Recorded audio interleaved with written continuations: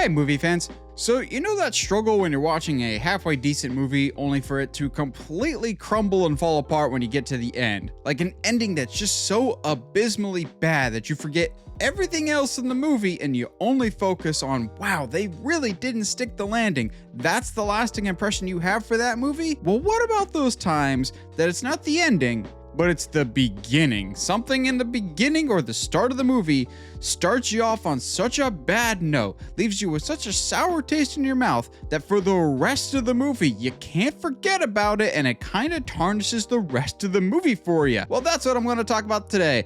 5 movies that I think the beginnings of or the start of were so egregiously bad that it kind of ruined it for me. Kicking us off at number 5 is Terminator Dark Fate. Now, I'm by no means a die-hard Terminator fan. I have seen most of the movies. I skipped Genesis because Terminator Genesis, but Terminator Dark Fate at least seemed interesting. It seemed like a return to prominence for Terminator that's been a very up and down franchise. Then I heard some early reviews of him going, oh no, and I heard an early synopsis about stuff that happened. I'm going, oh no. So spoiler alert, people, if you don't want to know anything about Terminator Dark Fate, or if you don't want to waste your time and you do want to find out what happens, basically Terminator 2 is one of the greatest action movies of all time. It's one of the greatest sequels of all time. It's just fantastic. But the basic premise of that is instead of Arnold Schwarzenegger's Terminator being the bad guy, he's the good guy, and he's protecting John Connor because John Connor is the future savior of mankind.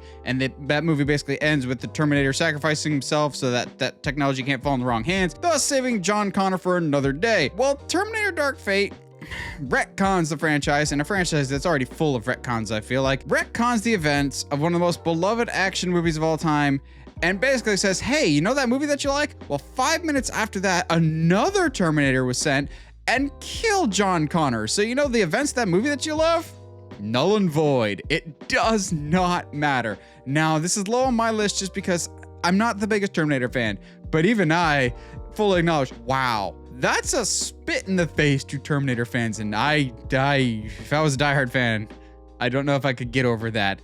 Case in point, we'll talk about a franchise that I am a diehard fan of, and it is still a spit in the face to me all these years later. But oh boy, James Cameron approved this decision? Certainly was a choice, wasn't it? Next up at number 4, we have the first, but unfortunately not last, horror entry on our list, and that is Friday the 13th, Jason Goes to Hell, or just Jason Goes to Hell, Friday the 13th. This one has a really weird naming convention. Now, as you guys know, I'm more of a Halloween fan than a Friday the 13th fan, but I do still very much enjoy Friday the 13th. It's just a dumb, fun franchise for me. I love Jason Voorhees. So when I finally got around to watching Jason Goes to Hell, you know, the title promises specific action. And boy, does this story go in a wildly different direction, and that's probably why I don't like it. So the movie starts with Jason stalking just what appears to be a young, helpless girl. You know, the standard formula. But plot twist, she's actually works for the government or like a soldier of some kind that was in disguise, and this was a whole big old booby trap to trap Jason, and they obliterate this dude. Like, they blow up Jason, you're just going, oh, that's where we're taking the franchise now. Jason is dead. No, what follows is the spirit of Jason Voorhees possessing other humans and this weird, oddly contrived thing about like only a Voorhees can stab him with a family heirloom, but it's just dumb. It's weird. But the movie starts off bad with, you blew up Jason in a movie called Jason Goes to Hell, but he doesn't go to hell. His spirit inhabits the body of other people. They set it up like, oh, it's gonna be a traditional slasher movie. No. Oh, Jason Goes to Hell is easily my least favorite Friday the 13th movie of all of the movies. Yes, that includes Jason X, which I actually have a soft spot for. Next up at number 3 is one that's gonna sound like it's super nitpicky or like I remember berries of like, wow, who even remembers that movie? But I have tales to tell about G.I. Joe Retaliation. I don't know why I do, but boy, do I. So the first G.I. Joe Rise of Cobra, it was It was fine. It was a movie. It was entertaining enough. Come around to G.I. Joe Retaliation, and the main star, Channing Tatum, is a much bigger name than what he was when he first made G.I. Joe The Rise of Cobra. Many years had passed, and now he's kind of a big name person. So you're going to have Channing Tatum, who's been on all the marketing material and all the posters and all the trailers, Channing Tatum teaming up with Dwayne The Rock Johnson, who's not necessarily my favorite, but I'm like, that's going to be a cool pairing. These guys both have a lot of charisma. This should be a lot of fun to see them on screen together.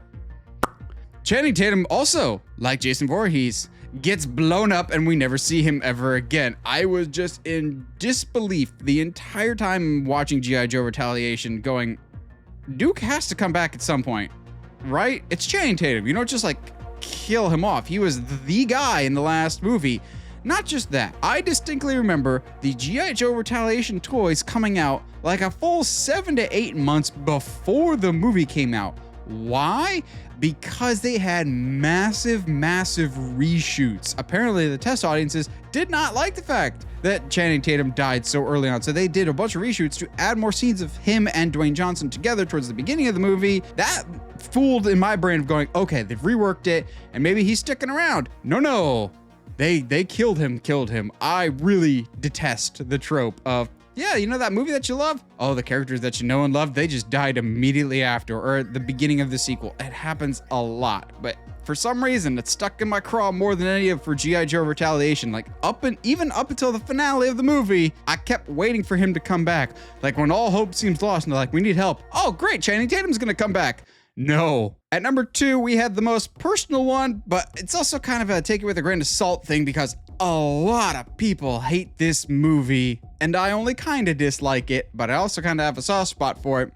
But if I'm being honest, the beginning of the movie is really what ruins the rest of the movie, and that is Halloween Resurrection. Now, I'll be honest, I love a good portion of the Halloween franchise, a few of the sequels notwithstanding, and I kind of have a soft spot for Resurrection. It's not great, but I can at least watch it. I'd rather watch that than some other ones in the franchise. But if we're including the whole movie, oh boy, the intro really sets it off on a bad foot because the movie immediately preceding this was Halloween H2O, one of my favorites in the entire franchise, which at the time touted it as the final face-off between Laurie Strode and Michael Myers. The catch was that Jamie Lee Curtis was contractually obligated to come back for another movie after H2O.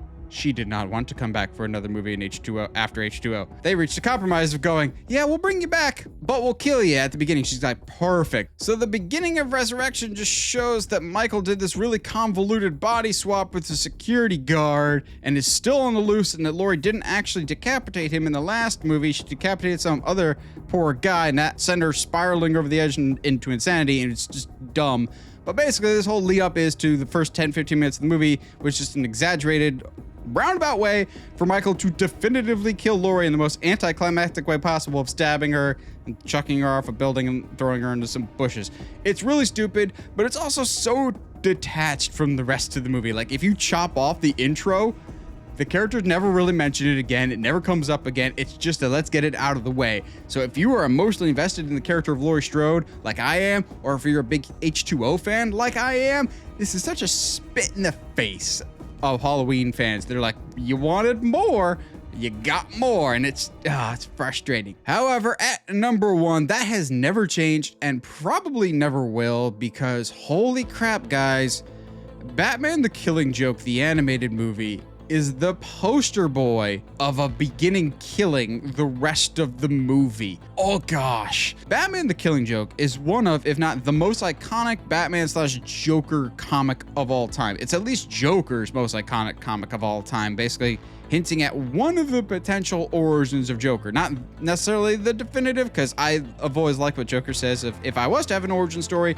I'd prefer for it to be multiple choice. I think that sums up the character perfectly. But it's a shorter story. So when they announced that they're going to make an animated movie and make it rated R, all of us nerds are going, perfect, that sounds great. They decided to add a whole crap ton of padding, and you could tell where the splice point is, like where they pick up directly from the panels of the page of the comic to the big screen, because it did go theatrical for a little bit, and then the beginning. Like, it's so detached and so separate. So what is wrong with this beginning?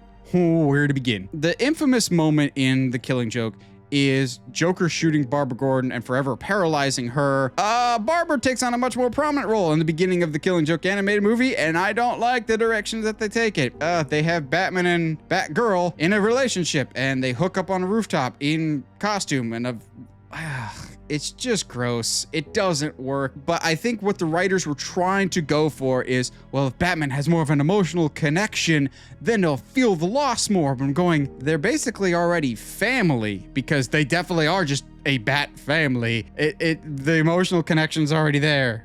We don't need a physical connection between these two. If you chop off that part, they never really mention that ever again, and it's so disconnected from the rest of the movie.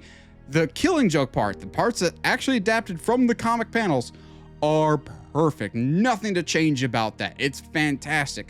But if you did that, it would probably be about 45 minutes to 50 minutes. Not enough to be able to market that and sell it as its own individual home release movie. So they had to add the extra padding. But this was not the padding that needed to be added. This is always the definitive. If a beginning could kill a movie, it's The Killing Joke. Well, what do you guys think? What are some movies that had such bad openings or beginning scenes to their movies that it just set the wrong tone for the rest of the movie, that left such a sour taste in your mouth that the movie could never dig itself out of that hole? I'm curious to hear your thoughts. Whatever your thoughts, let me know down in the comments below, as I like hearing from you guys. And as always, if you like what you see and want to see more, subscribe to the channel. And as always, stay sharp, movie guys and gals.